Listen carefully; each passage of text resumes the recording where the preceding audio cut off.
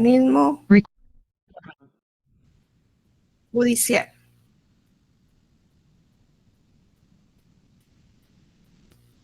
El organismo judicial, en este es la parte que le corresponde a todo lo que tenga que ver con la Corte Suprema de Justicia y la Corte de Apelaciones, así como todos los organismos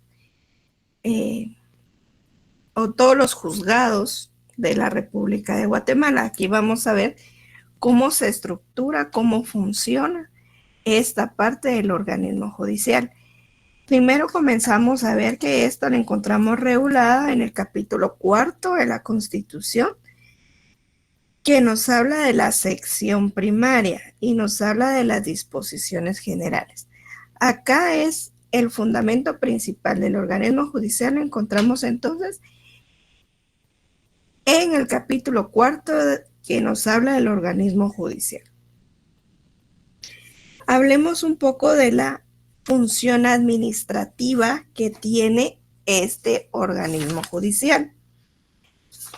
Esta función administrativa nosotros la tenemos regulada en el artículo 53 y nos dice: el organismo judicial será administrado por la Corte Suprema de Justicia y el presidente del organismo judicial, conforme a sus respectivas atribuciones.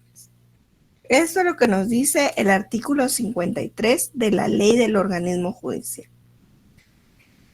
En esta función administrativa, lo que le va a competir a ella es que va a tener a cargo toda esa planificación, toda la dirección, supervisión, selección, organización, manejo y control de todos aquellos recursos que están dentro del organismo judicial. Cuando hablamos de todos esos recursos, hablamos del recurso humano, el recurso financiero, el recurso material, el tecnológico, entre otros, ¿verdad? La mayoría o varios de acá pues trabajan en el organismo judicial y van a saber perfectamente de lo que yo voy a hablar en este capítulo, hablemos así, que es del organismo judicial. También, ¿verdad? Esa función administrativa, aparte de tener esa pues planificación, toda esa organización, toda esa selección, dirección, también tiene a cargo los tribunales de justicia y las demás entidades y dependencias administrativas.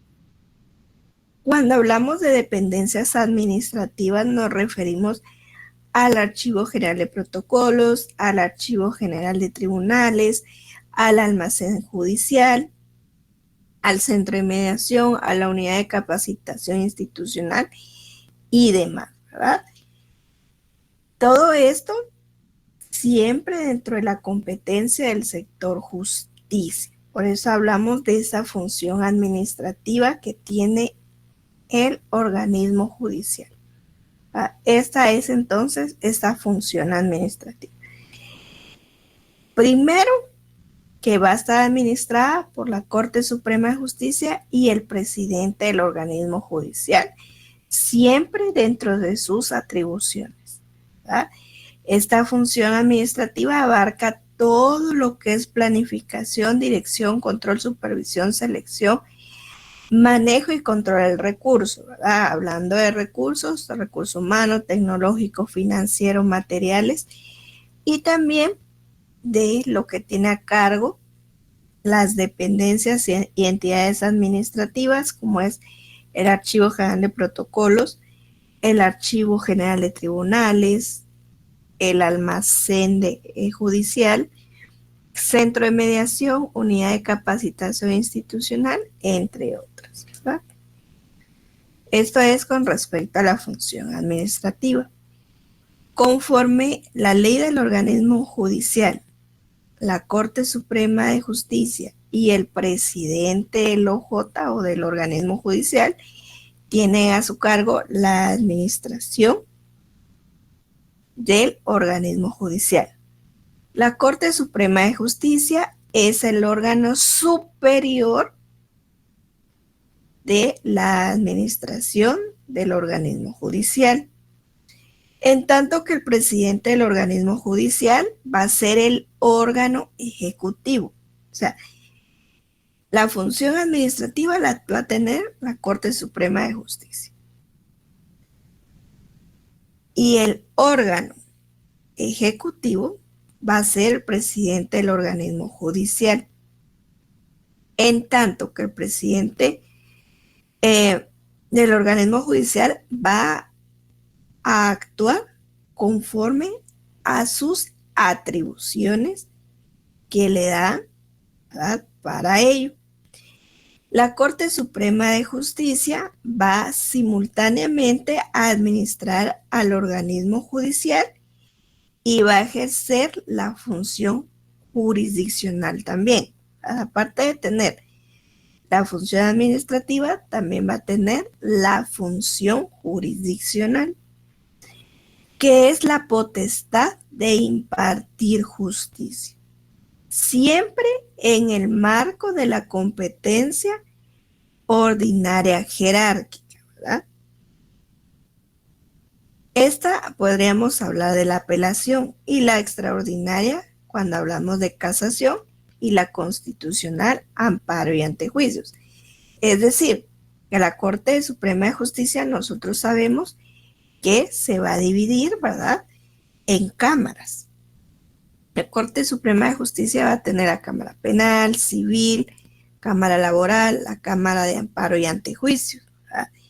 Entonces, dependiendo, por ejemplo, si la Corte de Apelaciones va a emitir una sentencia que para unos es favorable y para otros es desfavorable, nosotros vamos a poder, si para nosotros fue no favorable, nosotros vamos a acudir al recurso de apelación, ¿verdad? Pero como la Corte de Apelaciones tendría que haber ya conocido nuestro recurso de apelación, entonces nos podríamos ir de una vez al amparo. Entonces nosotros tendríamos que poner el amparo, ¿verdad?, ante la Corte Suprema de Justicia. Y así va, dependiendo del recurso que vamos a utilizar, así es como lo van a entrar a conocer las diferentes cámaras. Cámara Penal, Cámara Civil, Cámara Laboral, Cámara de Amparos y Antejuicios, ¿verdad? Entonces, así es la distribución que se tiene. Aparte, ¿verdad?, que la Corte Suprema de Justicia, cuando entremos a ver la Constitución, vamos a ver que la Corte Suprema de Justicia tiene, a ver, ¿quién trabaja acá? O, bueno, no me digan quién trabaja en el organismo judicial, pero ¿quién me dice cuántos magistrados tiene la Corte Suprema de Justicia? 13 magistrados. 13. Seguro que 13. Sí, 13, son 4 que conforman las 3 cámaras, cada cámara y el presidente. En total son los 13 magistrados, más los suplentes. Sí, dime. ¿Quién me iba a decir? ¿Alguien?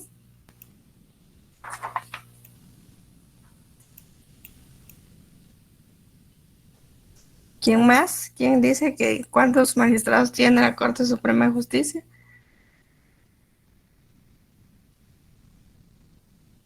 7. 7. ¿Quién da más y quién da menos? 13.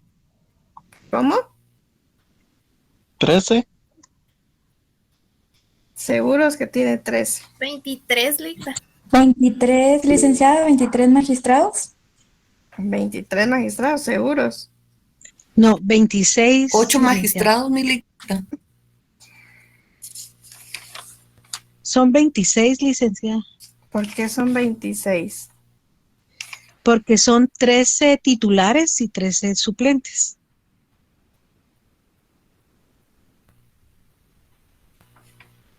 Seguros.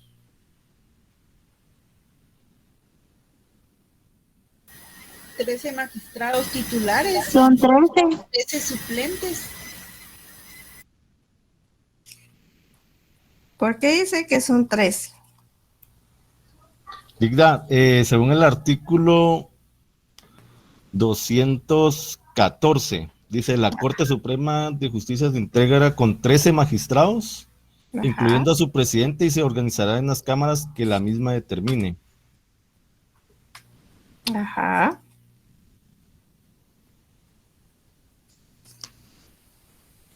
Y cada cámara tendrá su presidente, licenciada. Eso sí, ajá. Muy bien.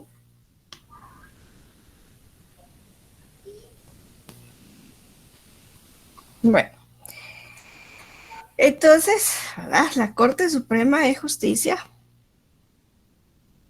según el artículo 214 de nuestra Constitución, donde dice sección segunda y habla de la Corte Suprema de Justicia, nos vamos a saltar un momentito ahí. Nos dice en el primer párrafo, ¿verdad?, que la Corte Suprema de Justicia se integra con 13 magistrados, incluyendo su presidente, y se organizará en las cámaras que la misma determine. Cada cámara tendrá su presidente, ¿verdad? Pero acá, ¿verdad?, no nos dice, solo nos dice que está integrada por 13 magistrados. No nos dice cuántos suplentes ni cuántos titulares, ¿verdad? Bueno, entonces, para continuar después hablando de la Corte Suprema de Justicia, miremos antes esta función jurisdiccional. Ya vimos que la función administrativa la va a tener a cargo la Corte Suprema de Justicia y la va a compartir con el presidente del organismo judicial. La función judicial o la función jurisdiccional va a ser toda esa actividad del Estado encaminada a titular el ordenamiento jurídico. Esta va a estar dividida para obtener casos concretos en la declaración del derecho y a la observancia de una norma jurídica preconstituida, mediante la resolución con base en la misma de las controversias que surjan por conflictos de intereses, entre particulares como entre particulares y el poder público, y mediante la ejecución coactiva de la sentencia.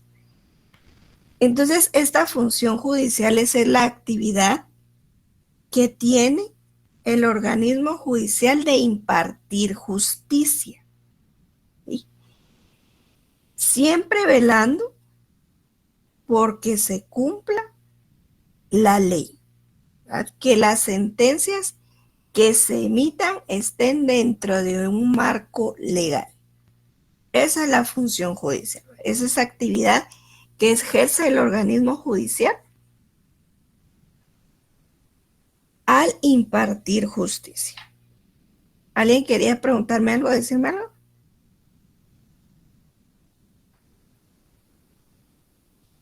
¿No? Licenciada, Bueno. disculpe. ¿Sí? Entonces no me quedó claro, son 13 los magistrados.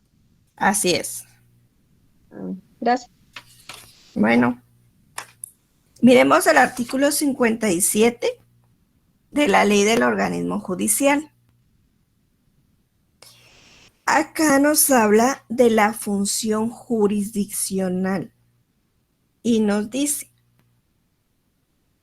artículo 57, justicia.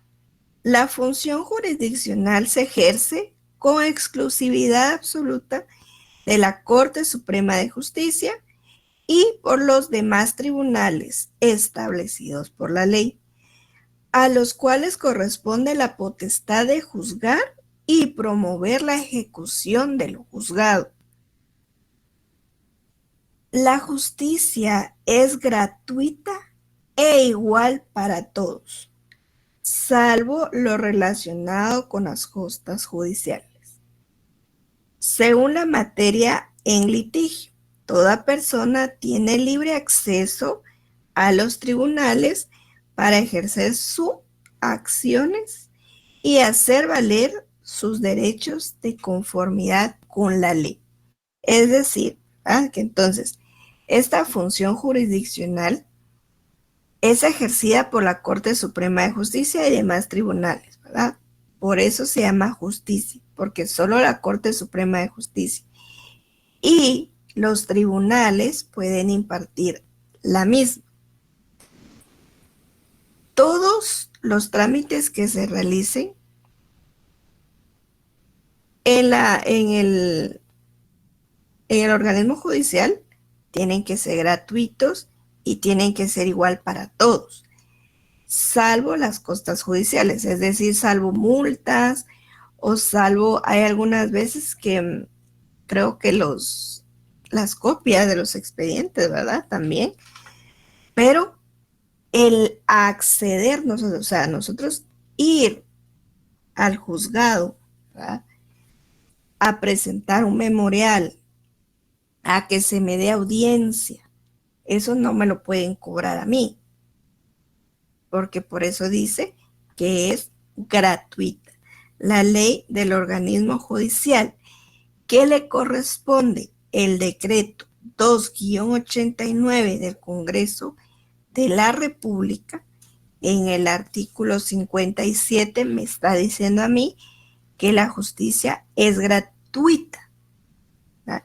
El acceder yo a los tribunales, el que me den audiencia por algún determinado caso, si es penal, civil, laboral, dependiendo de la rama que sea, yo así voy a acudir a los juzgados que tengan competencia para conocer de mi caso, para que me den audiencia. Entonces, eso a mí no me lo puede cobrar el organismo judicial. Aparte es que yo venga y le pague un abogado, ¿verdad? Eso ya es aparte, pero eso ya no entra dentro de lo que dice la justicia del artículo 57. Ahí ya no. Los honorarios del abogado ya son aparte. Si yo no tengo recursos para un abogado, por eso existe la defensa pública, el Instituto de la Defensa Pública Penal, ¿verdad? Si yo no tengo para pagar un abogado que sea un caso penal, yo voy a la defensa pública. Si es un caso, por ejemplo, civil o laboral, y yo tampoco tengo recursos para pagar un abogado, me puedo acercar, en ese caso, al bufete popular, ¿verdad? Decir, y ellos me van a dar a mí, me van a apoyar con un abogado. Entonces ya él va a asistir a mis audiencias, me va a llevar mi caso.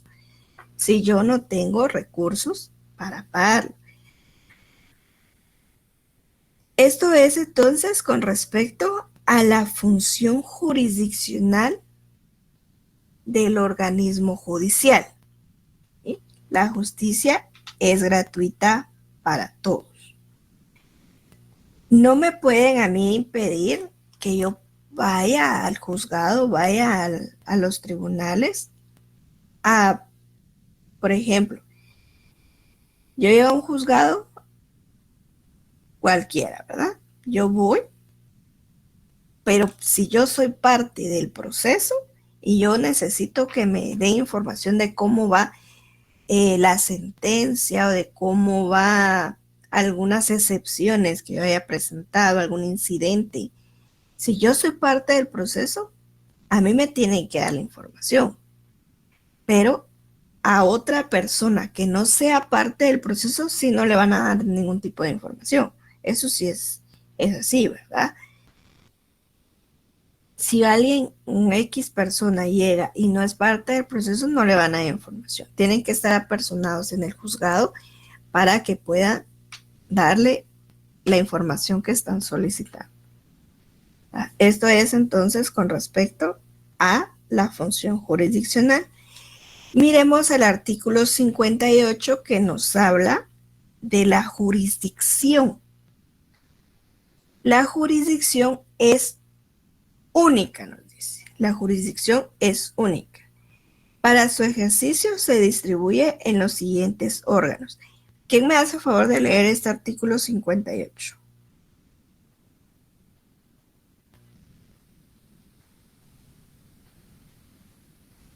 Buenas noches, licenciada. Buenas noches. Artículo 58, Ley del Organismo Judicial. Jurisdicción. La jurisdicción es única. Para su ejercicio se distribuye en los siguientes órganos. A. Corte Suprema de Justicia y sus cámaras. B. Cortes de Apelaciones. C. Sala de la Niñez y Adolescencia. D. Tribunal de lo Contencioso Administrativo. E. Tribunal de Segunda Instancia de Cuentas. F. Juzgados de Primera Instancia. G. Juzgados de la niñez y la adolescencia y de adolescentes en conflicto con la ley penal y juzgados de control de ejecución de medidas. H. Juzgados de paz o menores y los demás que establezca la ley. En la denominación de jueces o tribunales que se empleen en las leyes quedan comprendidos todos los funcionarios del organismo judicial que ejercen jurisdicción, cualesquiera que sea su competencia o categoría. Gracias, muy amable. Mire, cuando crearon la ley del organismo judicial, ¿verdad? Que ya dijimos que su decreto es el 2-89, ellos tomaron en cuenta esos juzgados, ¿verdad? La Corte Suprema de Justicia y sus cámaras, eso no ha cambiado y sigue. La Corte de Apelaciones también sigue. Magistratura coordinada por la Jurisdicción de Menores y los Tribunales de Menores también. Tribunal de Contencioso, o sea, todos estos juzgados que menciona el artículo 58 sí. Pero, conforme ha pasado el tiempo, han sido creados nuevos juzgados, ¿verdad? Por ejemplo, en el acuerdo número 43-12 de la Corte Suprema de Justicia, crearon, ¿verdad? Dice, acuerda, artículo 1, la creación. Modificado el último párrafo del artículo 1 del acuerdo número 34-2013 de la Corte Suprema de Justicia. Se crea el juzgado de turno de primera instancia penal, delitos de femicidio y otras formas de violencia contra la mujer y violencia sexual, explotación y trata de personas con sede en el municipio de Guatemala. Entonces, miren, ahí, por medio de este acuerdo, crearon este juzgado. Y así han creado ya varios otros juzgados. El último que se ha creado es el juzgado que les estaba diciendo, ¿verdad? La Corte Suprema de Justicia, a través del acuerdo número 33-2022, creó el juzgado. Ahorita les digo cómo se llama ese juzgado.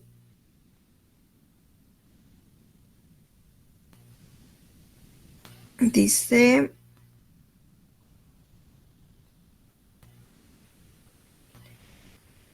el juzgado pluripersonal de paz penal, sí, es el último y el más reciente que ha creado la Corte Suprema de Justicia.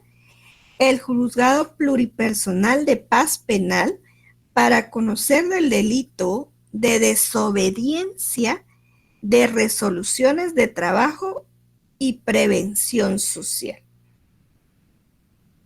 Miren, y este nos habla, ¿verdad? En su artículo 2, ahora vamos a ver ese artículo 2, un parrafito donde dice, el juzgado pluripersonal de paz penal con competencia específica para el conocimiento del delito de desobediencia por el incumplimiento de las reinstalaciones ordenadas y resoluciones judiciales emitidas por los órganos jurisdiccionales de trabajo y prevención social de la República de Guatemala, con sede en el municipio y departamento de Guatemala, se integra de la forma siguiente. Ahí entonces menciona cómo se iba a conformar este juzgado, este nuevo juzgado, y es juzgado pluripersonal, o sea, quiere decir que va a tener varias salas, la sala A, B, C, D, E, por ejemplo, ¿verdad? Entonces, todos ellos van a ver de estos delitos de desobediencia por no cumplir con las reinstalaciones y por el pago de las prestaciones que los patronos deben de cumplir. O sea, ahora sí o sí lo van a tener que cumplir, ya no van a tener pretexto para no cumplirlas, según este acuerdo que les acabo de mencionar, ¿verdad? Y es el más reciente, que fue el acuerdo número 33-2022. Y salió publicado en el Diario Oficial el 9 de febrero del 2023. O sea, que ya está en vigencia este acuerdo, ¿verdad? Porque fue publicado el 9 de febrero del 2023. Hoy dice, artículo 12, vigencia. El presente acuerdo entrará en vigencia al día siguiente de la publicación del Diario Oficial de Centroamérica. Y se lo publicaron el 9, o sea, el 10 ya estaba vigente este acuerdo. Entonces, por eso les digo, como esta ley fue creada en el año 89, para estas fechas ya han sido creados varios juzgados, ¿verdad? En la verbena está el juzgado que mira los delitos contra la mujer. En la zona 2, por el hipódromo, están los delitos cometidos contra menores de edad, ¿verdad? Han sido los más recientes y ahora este juzgado pluripersonal. Entonces, conforme va pasando el tiempo, ha sido la necesidad de crearse otros juzgados aparte de estos, que está regulado en el artículo 58 de nuestra ley del organismo judicial. Miremos la independencia. ¿Cuándo o qué podemos decir de la independencia del organismo judicial? La justicia se va a impartir de conformidad a la Constitución y a las leyes ordinarias, ¿verdad? Siempre en materia del organismo judicial. Le va a corresponder a los tribunales de justicia esa potestad que ellos tienen de juzgar y promover la ejecución de los juzgados, ¿verdad? Esa es la independencia. O sea, en la Corte Suprema de Justicia y el organismo judicial, ellos van a actuar conforme a la Constitución y a las demás leyes. No van a actuar conforme a los intereses de los otros dos organismos del Estado, que sería el Ejecutivo y el Legislativo, ¿verdad? La Corte, el organismo judicial va a actuar de forma independiente, ¿verdad? Los otros organismos, ¿verdad? Como les mencioné, no pueden ejercer ninguna influencia. Lo único que pueden es prestarle el auxilio cuando el organismo judicial lo requiera. Eso sí pueden hacer. Prestarle ayuda, prestarle apoyo, prestarle un auxilio cuando ellos lo necesiten, ¿verdad? Por ejemplo, si un juzgado de desalojo, ¿verdad?, o de usurpación gira una orden de desalojo para una determinada persona o para un determinado grupo de personas y pide el apoyo, por ejemplo, del ministro de Gobernación a través de la Policía Nacional Civil y del Ministerio Público para que vayan a acompañar al desalojo. Entonces, ahí sí, ¿verdad? Ahí sí, el organismo judicial, el organismo ejecutivo a través del Ministerio de Gobernación, de la Policía Nacional Civil, les va a prestar un apoyo, les va a prestar un auxilio para poder cumplir con esa orden de desalojo, ¿verdad? Pero no puede el organismo Ejecutivo ejercer presión, se supone, al organismo judicial. No puede poner esa presión de que gire las resoluciones a favor de determinada persona o personas, o que dé resoluciones favoreciendo para tal persona o para tal agrupación. No, eso no lo pueden hacer según la Constitución y la ley del organismo judicial. ¿Ah? Los magistrados y jueces van a ser independientes. Ellos tienen que ejercer sus funciones conforme a lo que establece la Constitución. La función jurisdiccional se ejerce con exclusividad absoluta por la Corte Suprema de Justicia y demás tribunales que la ley establezca. Miremos el artículo 203, por favor, de la Constitución Política de la República de Guatemala. Y nos habla de esa independencia que tiene el organismo judicial y esa potestad de juzgar. Dice, la justicia se imparte de conformidad con la Constitución y las leyes de la República. Corresponde a los tribunales de justicia la potestad de juzgar y promover la ejecución de lo juzgado.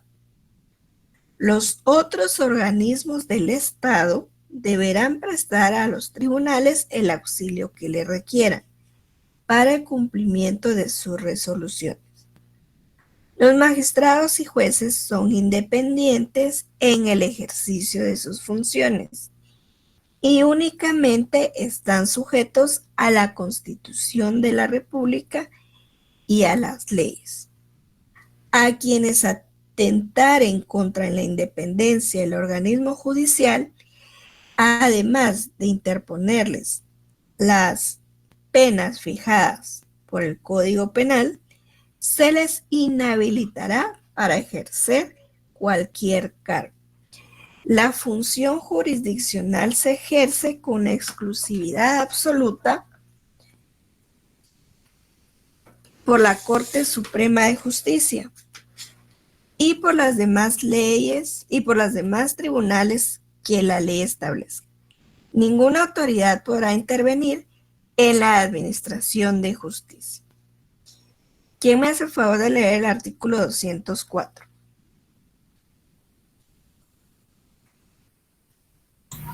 Condiciones esenciales de la administración de justicia. Buenas noches, licenciada. Buenas noches. Los tribunales de justicia en toda resolución o sentencia observarán obligadamente el principio de la Constitución de la República, prevalece sobre cualquier ley o tratado. Gracias, muy amable.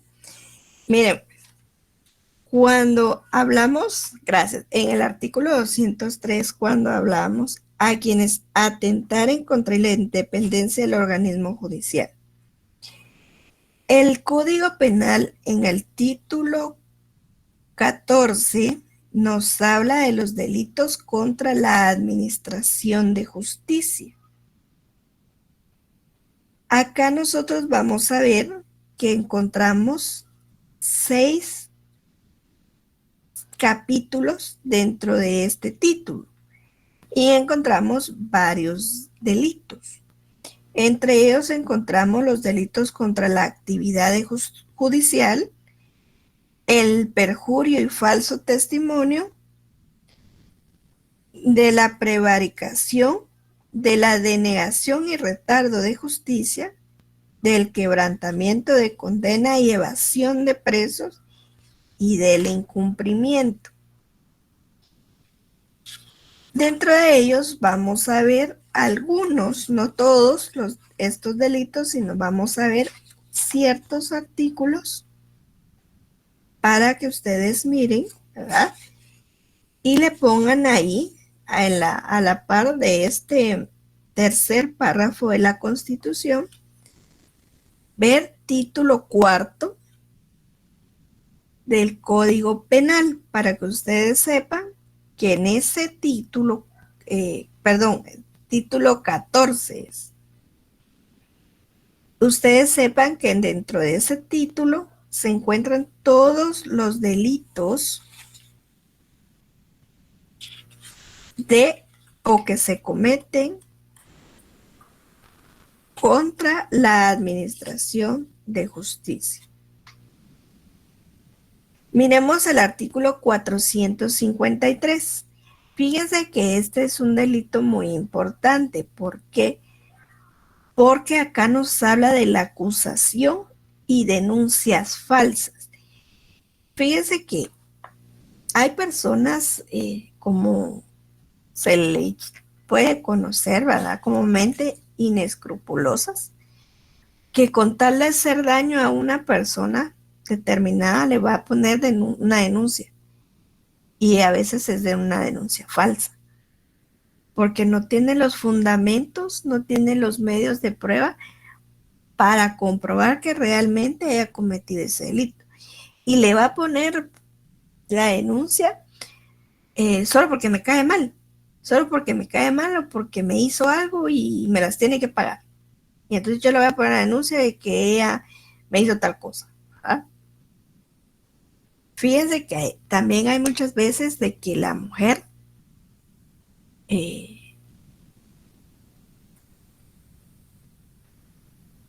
descubre al esposo siéndole infiel o tuvo alguna discusión, pasó algo ahí, y que la mujer por vengarse del esposo le va a poner una denuncia y pide que a otras personas la golpeen.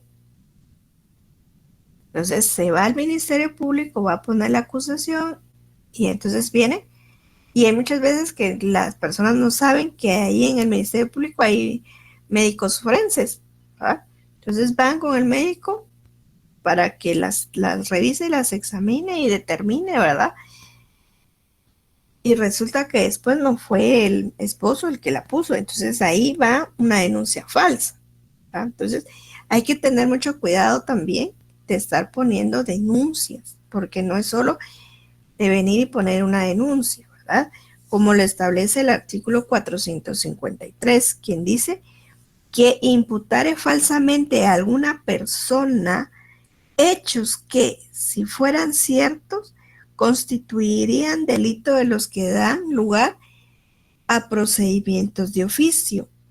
Si esta imputación se hiciere ante un funcionario administrativo o judicial, que por razón de su cargo debería proceder a la correspondiente averiguación, será sancionada con prisión de 1 a 6 años. O sea, por eso les vuelvo a mencionar, hay que tener mucho cuidado cuando se va a poner una denuncia, porque no solo es así, de que porque me cae mal o porque me hizo esto, yo me voy a vengar y le voy a ir a poner una denuncia, porque puede ser ya cosa contraria para uno, para el quien puso la denuncia.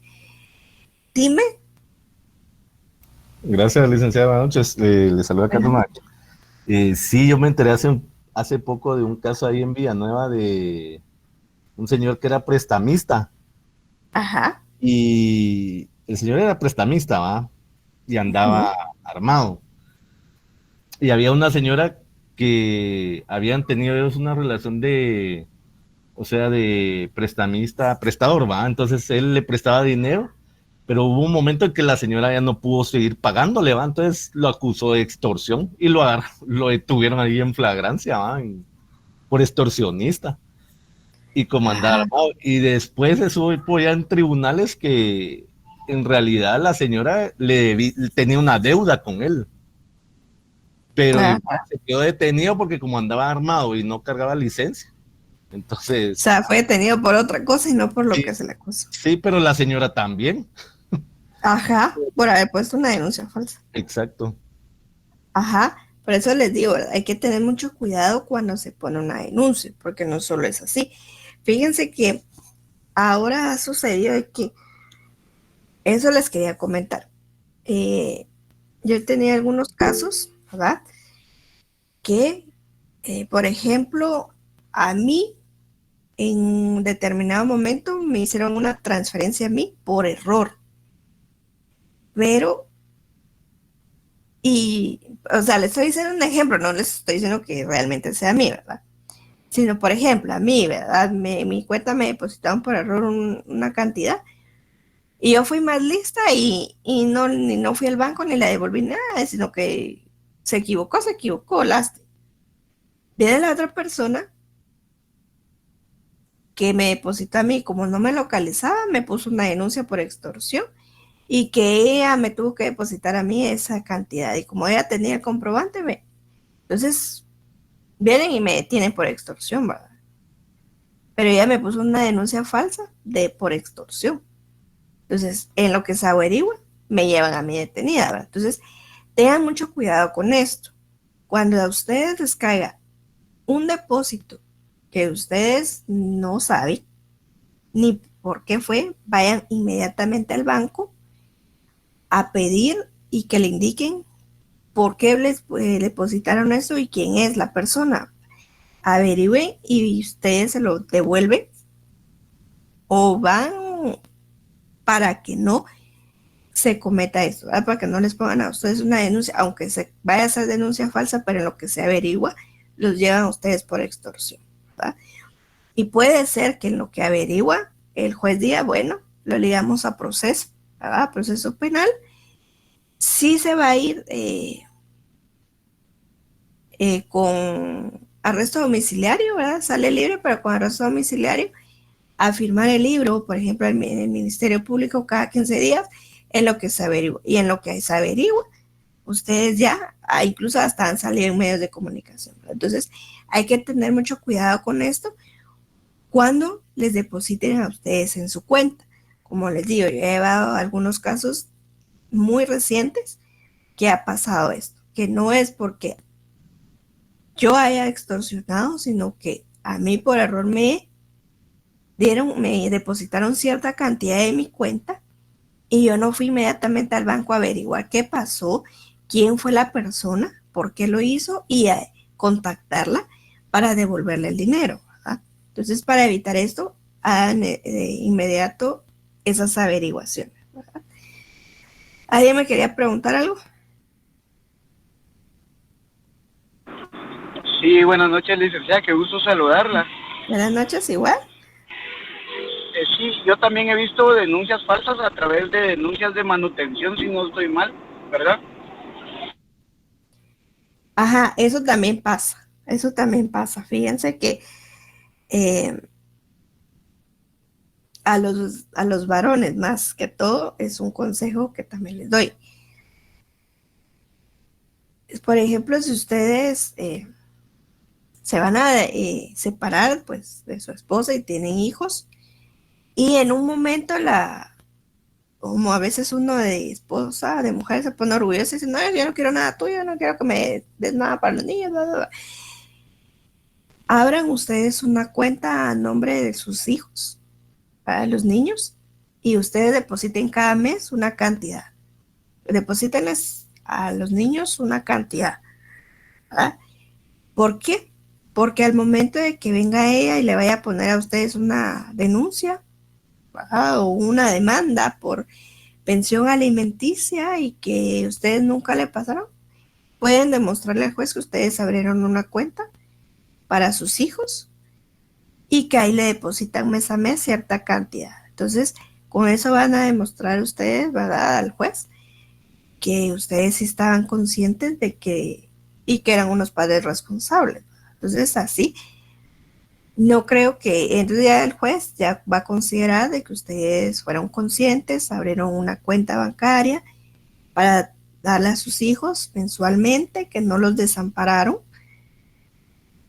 y así se libran hasta de ir a prisión, ¿verdad? Entonces, ese es un consejo que les doy más a los varones, ¿verdad? Y a las mujeres también, porque hay muchas veces que es a la inversa, fíjense. Hay muchas veces que si la mujer es la profesional y el varón no tiene trabajo y, por ejemplo, tiene alguna discapacidad para trabajar, Entonces, la mujer le va a tener que pasar la pensión al hombre. Entonces, sí, me imagino que eso ya lo han de haber visto ustedes en civil. Su catedrática les va a haber explicado que también hay probabilidades de que la mujer en algún momento tenga que ser la que pase la pensión al marido, ¿verdad? Pero son casos esporádicos, no es siempre ni son frecuentes, pero sí se puede dar y sí se ha dado. Bueno, entonces miremos ahora igual el artículo 457.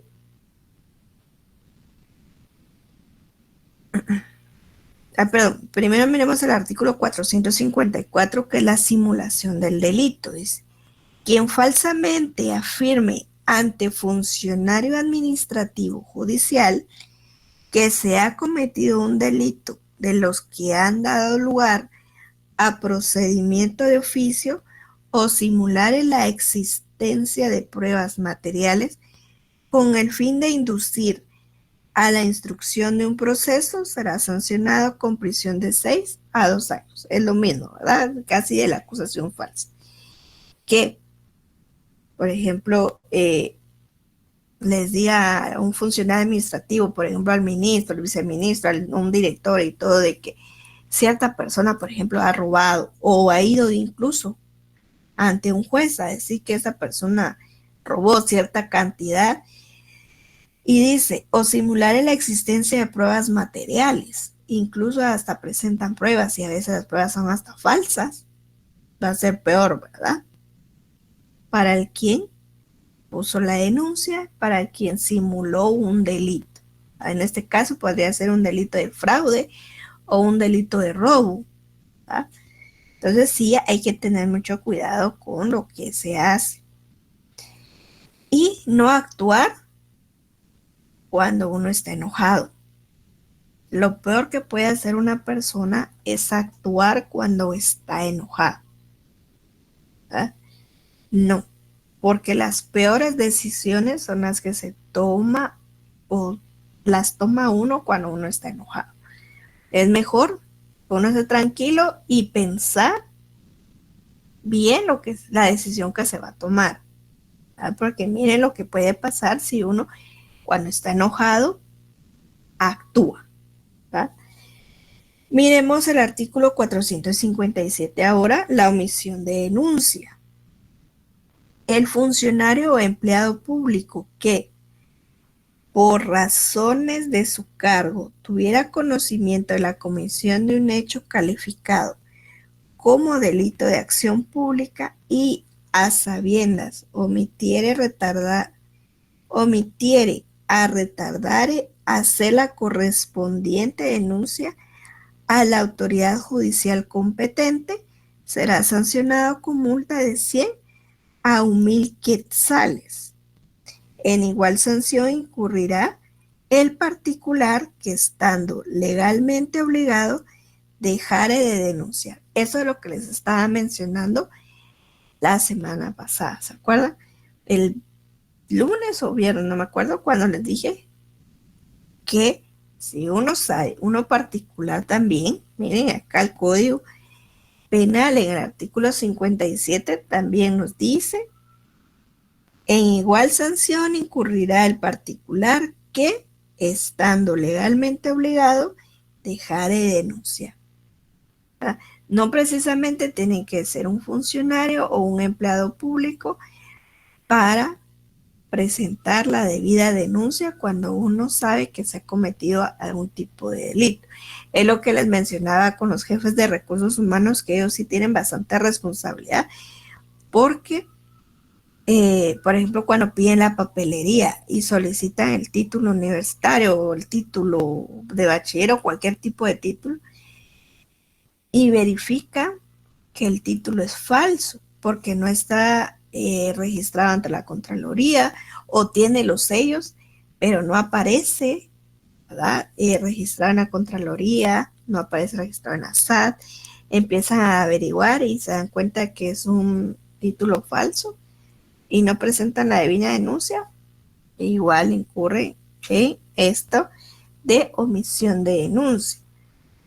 O, por ejemplo, como mencioné, ¿verdad? Hay personas que están en un puesto, no llenan las calidades, no llenan los requisitos y no actúan, por ejemplo, no los reasignan en el puesto donde ellos deberían de estar por sus calidades que ellos tienen, ¿verdad? Igual. Entonces, cualquier persona, ya se dieron cuenta, cualquier persona que tenga conocimiento de algún delito y no lo denuncia, también va a incurrir en esta responsabilidad. Muy bien. Miremos otro delito que es el artículo 460 y nos habla de el falso testimonio. ¿Quién me hace el favor de leer este artículo, por favor? 460, si lo tienen a la mano, del Código Penal. Buenas noches, licenciada. Buenas Artículo noches. 460. Falso testimonio.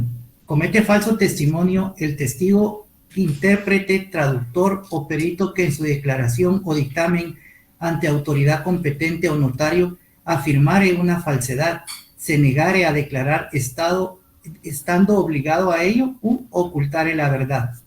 El responsable de falso testimonio será sancionado con prisión de 6 meses a 3 años y multa de 50,000 quetzales.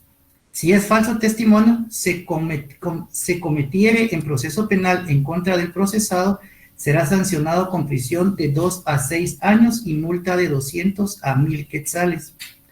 Las sanciones señaladas se aumentarán en una tercera parte si el falso testimonio fuere cometido mediante soborno. Gracias.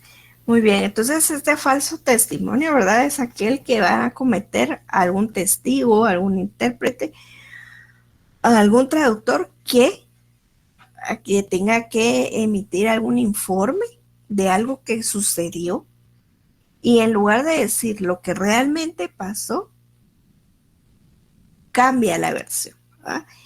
Cambia de lo que es verdad a lo que, digamos, en este caso podría ser un intérprete o un traductor jurado o un perito del Ministerio Público que con ese testimonio que van a dar, en lugar de decir lo que pasó, le dice que tiene que decir otra versión porque esta otra versión les va a favorecer a ellos para que el juez dé su veredicto, dé su fallo.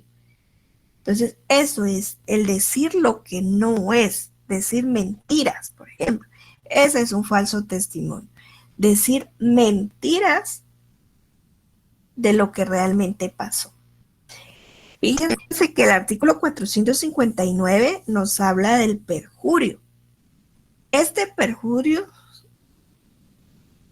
aquí me imagino que a todos en algún momento dieron, les pidieron alguna declaración jurada para determinado trámite, para cualquier trámite.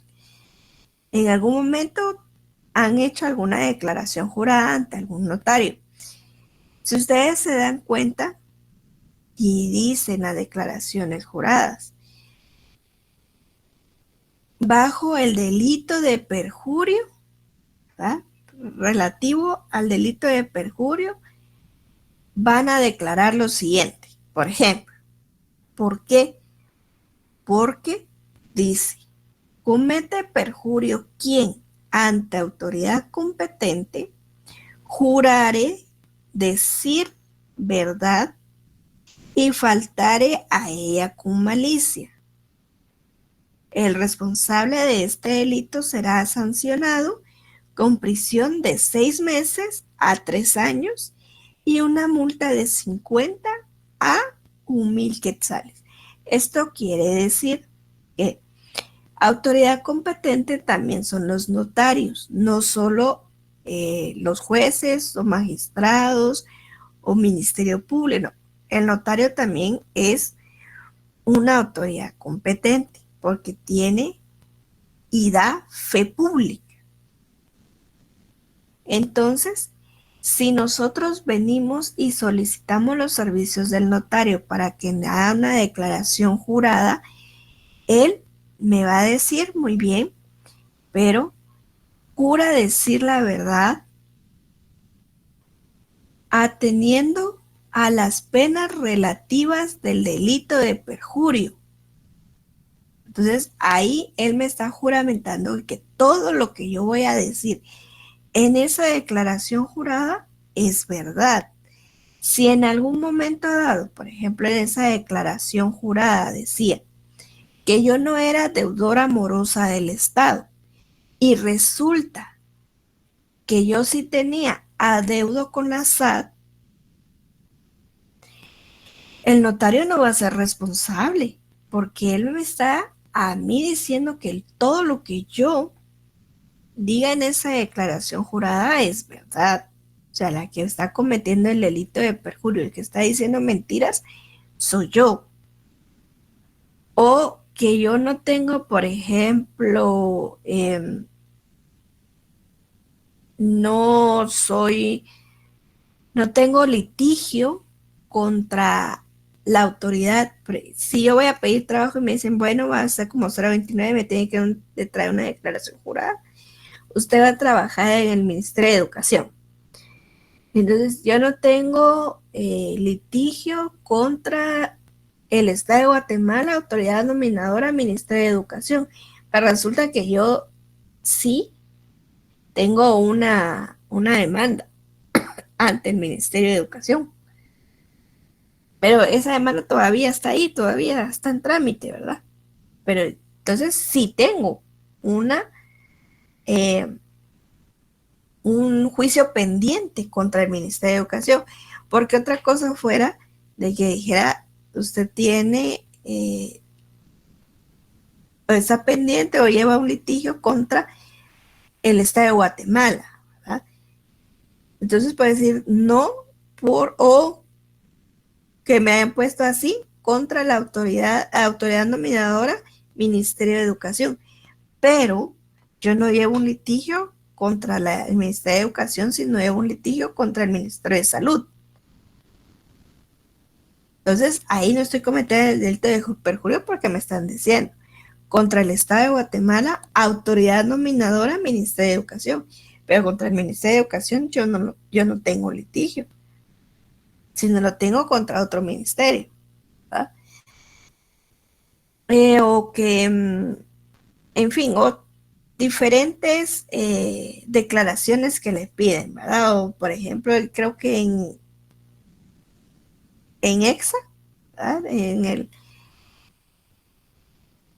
Piden, si digamos, usted nos solicita que le conecten la luz en una propiedad que no es suya, pero que, o sea, ¿cómo les explico? Que es de algún familiar, pero resulta que este familiar ya se murió y ustedes están viviendo ahí, pero que como este familiar no dejó testamento, no dejó a quienes le pertenecían ciertas propiedades y resulta que esa propiedad no tiene luz y usted necesita ponerle luz porque la va a alquilar, entonces EXA le pide una declaración jurada donde diga que usted alquila esa propiedad, ¿verdad? Entonces usted va a venir y la va a hacer bajo el delito de perjurio que usted está alquilando esa casa. Si es verdad o no es verdad, o si usted se apropió de esa propiedad sin tener la debida autorización, o sea, sin que haya salido el intestado donde diga que esa propiedad es suya, entonces ahí va a cometer usted el delito de perjurio porque esa casa todavía no es suya, ni tampoco la está alquilando usted, ¿verdad? Porque la propietaria ya falleció. Entonces hay que tener mucho cuidado cuando le piden a uno hacer una declaración jurada y que lo que se está diciendo sea cierto, ¿verdad? Entonces, estos delitos sí son muy importantes y cuando ustedes lleguen a verlos, ¿verdad?, en Penal 3, ya por lo menos ya llevan un poquito de lo que quiere decir estos delitos, ¿verdad? Y le pongan más atención a su catedrático de penal.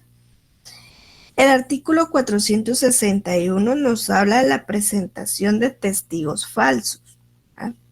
Dice, quien a sabiendas presentare testimonios falsos en asunto judicial o administrativo o ante notario, será sancionado con prisión de 6 meses a 2 años y una multa de 50 a 1,000 quetzales. Si la presentación la hubieran efectuado sobornando a los testigos, se le impondrá la misma pena que corresponde a los sobornados. ¿Ya?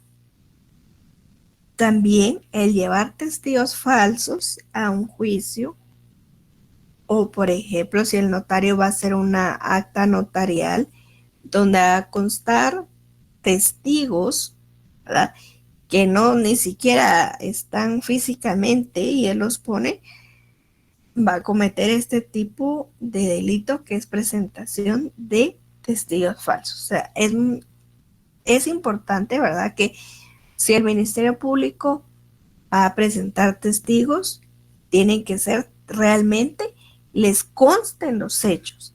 Si el notario los va a presentar, tiene que hacer constar al notario que fueron esos testigos los que estuvieron en el hecho. Si fue el abogado, ¿verdad?, abogado defensor, el que presenta los testigos, tienen que ser los testigos que realmente les conste. ¿Por qué? Porque la mayoría de personas, cuando los llevan, se ponen nerviosos. Si no han estado en el hecho, se ponen nerviosos y muchas veces lo que dice es que como me dijo el abogado,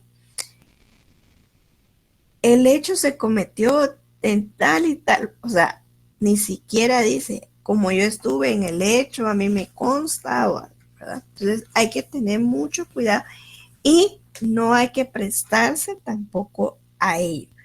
¿Verdad? Decir, mira, vos, yo te pago 500 quetzales para que vayas a esta audiencia y digas esto y esto.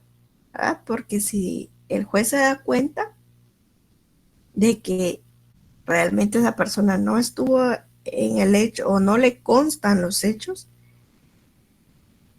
se va a ir a prisión el quien presentó a los testigos falsos como el que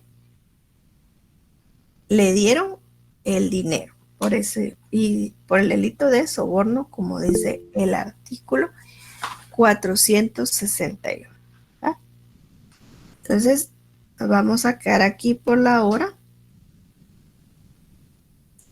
Y les comento, nos miramos hasta el día 14 de abril, porque ustedes entran de vacaciones de Semana Santa el día viernes 31.